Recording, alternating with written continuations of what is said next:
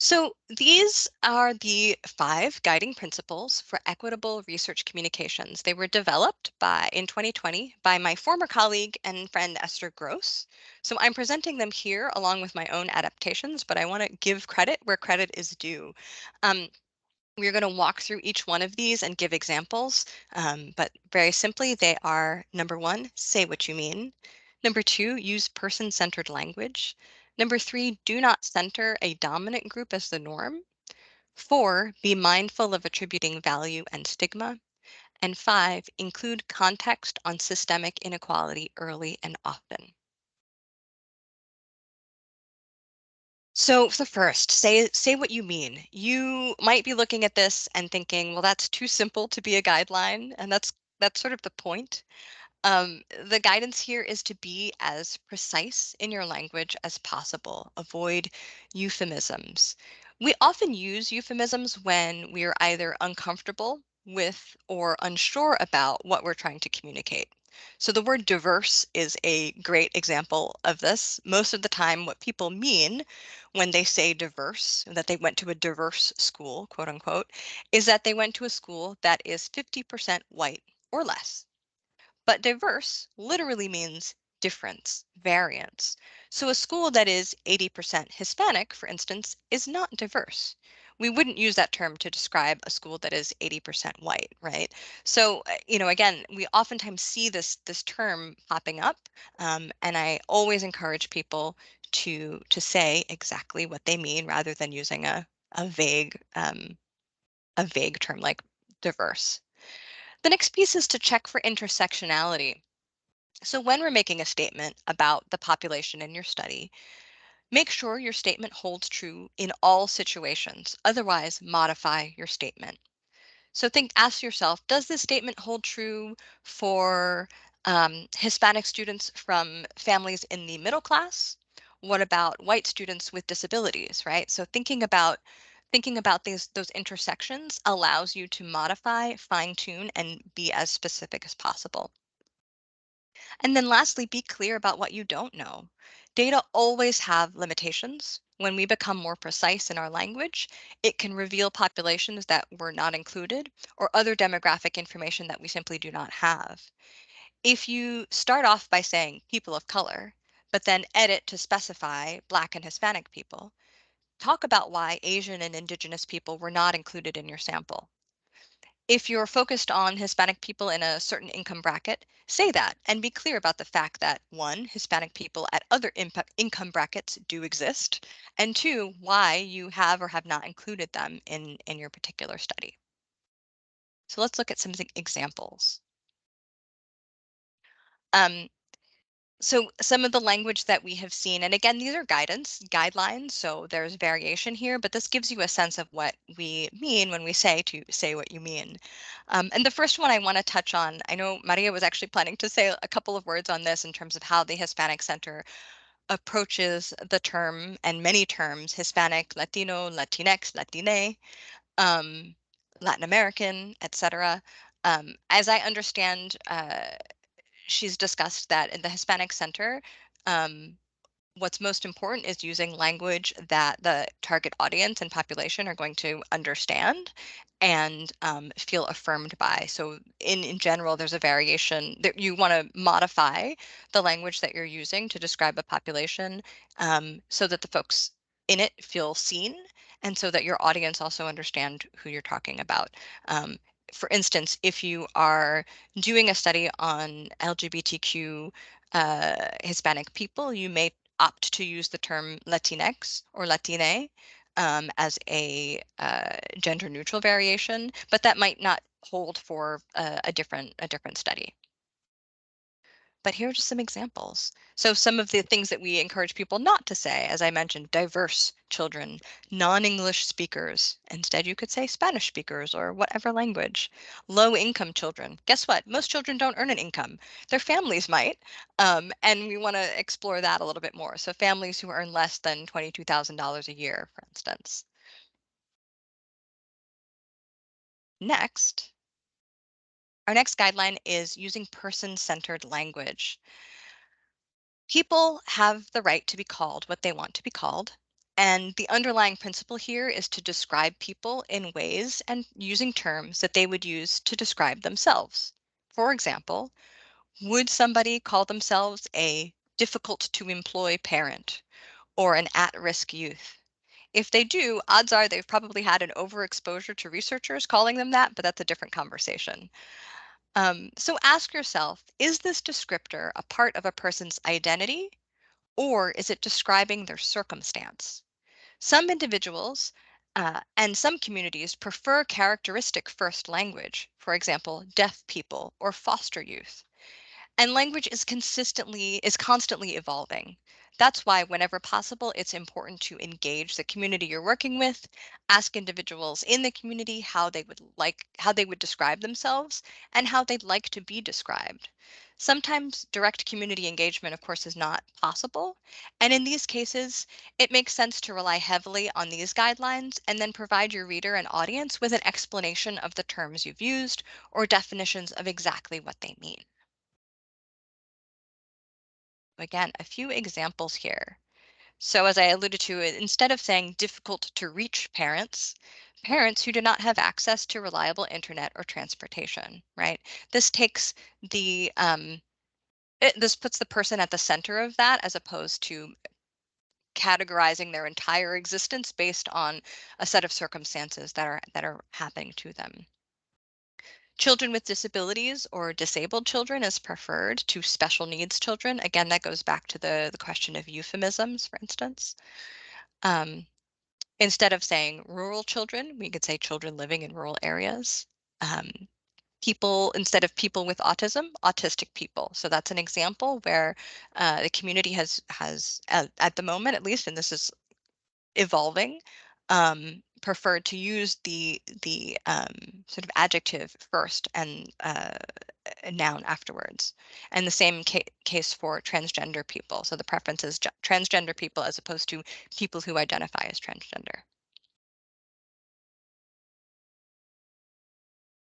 Next, we encourage folks not to center the dominant group as the norm.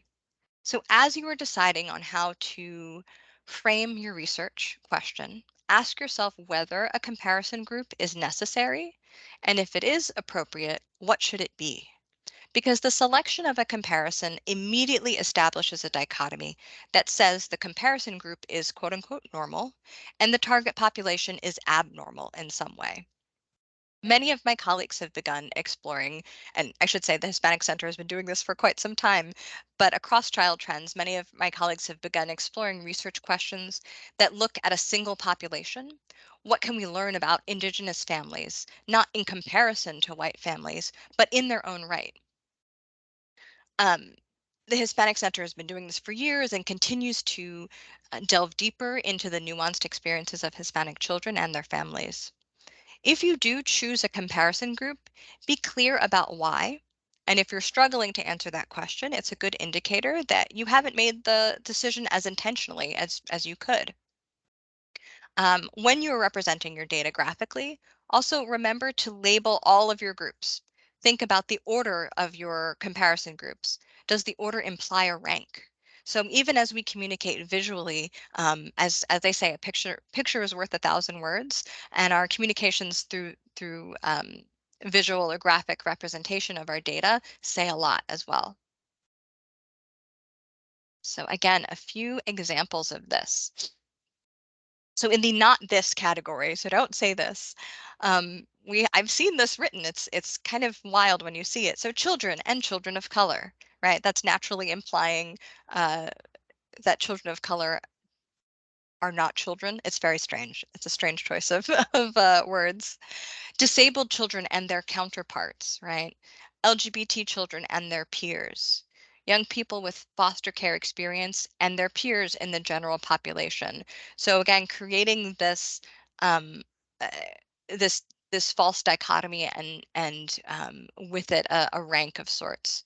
What we prefer folks to say is white children and children of color, right? So in this case, children, the noun children is modified in both cases in a balanced way.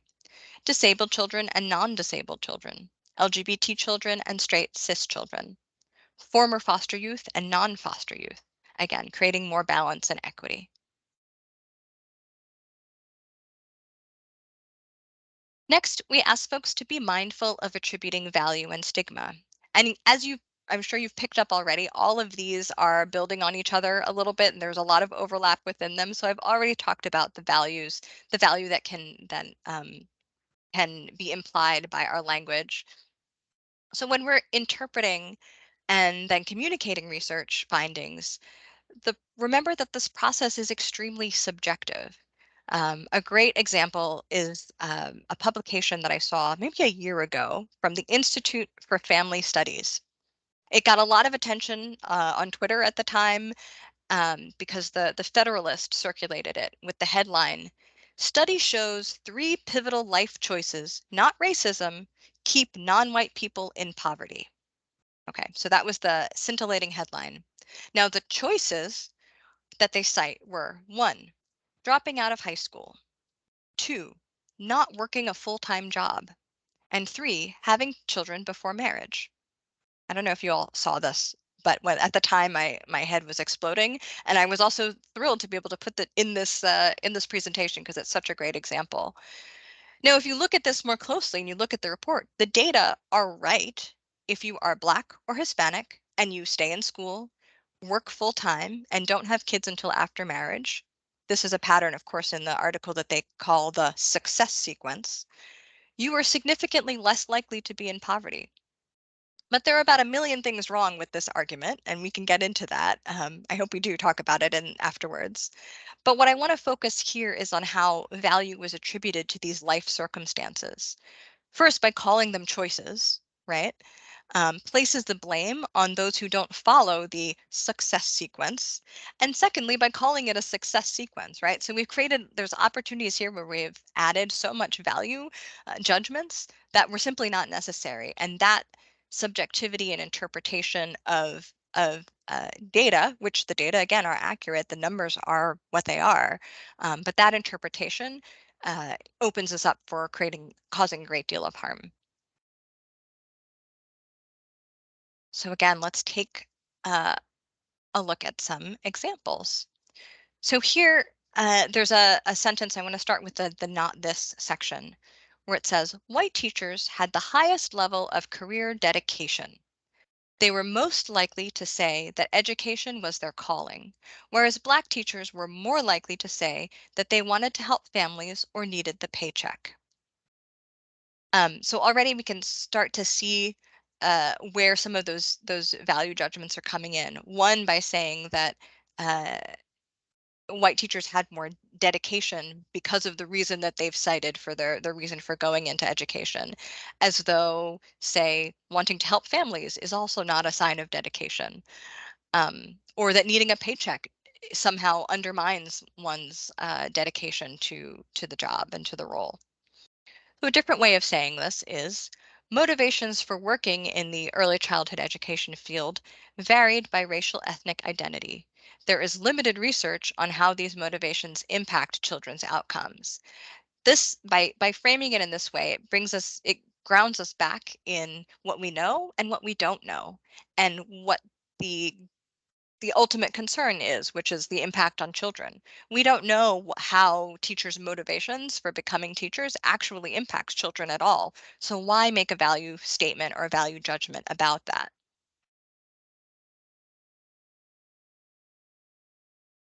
The very last one um, is include context on systemic inequality early and often. So when presenting data, especially data that points to differences or disparities between subgroups, it is important to provide context. Without providing information about likely causes of those disparities, such as discriminatory practices and policies, the reader is likely to interpret disparities as human deficit or pathologies rather than structural failings. This is incredible how much our brains just fill in the blanks with with stereotypes, with narratives that we've heard, with things that we've observed and absorbed implicitly, but maybe never even examined. So it is so important to provide that context, and again, being as specific as possible. This also guards against conflating race and racism, or race and class.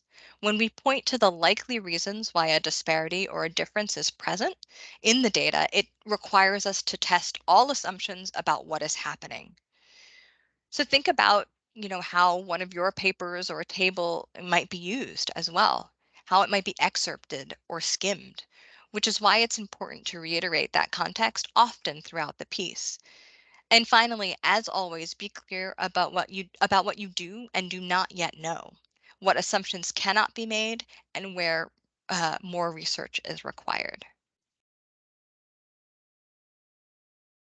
Let's take a look at another example. We're looking at the bottom at the "Don't say this." In 2017, 42% of non-Hispanic white young adults had attained at least a bachelor's degree, compared to 19% of Hispanic young adults and 22% of non-Hispanic Black young adults. More research should be done to understand the differences between understudied groups.